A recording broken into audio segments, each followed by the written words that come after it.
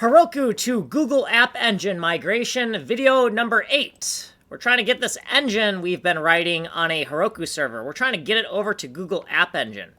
Right now, we're trying to get the actual source code from a relative URL. So on our Heroku server, we go to /atomicivmmo, we get the stuff, but when we go to /atomicivmmo on our Google Cloud instance, our Google App Engine instance, we just get "you've got issues." But that's closer. We're getting closer.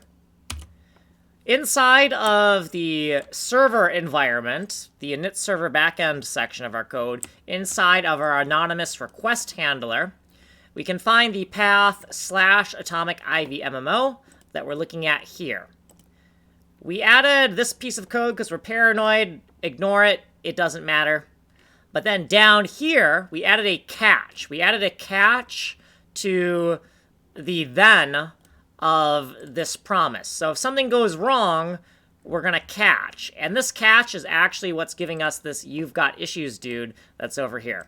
And in the next video, we're going to actually print out the error message, but I was very paranoid and thought that printing out the error message might invoke another error and cause problems for me. So I want to take it in tiny little baby steps. We've got some feedback. The server is no longer timing out because in this error case, we end the response. So the server is no longer timing out. It's a step in the right direction. Here's what we did previously, and here's what we did in this video.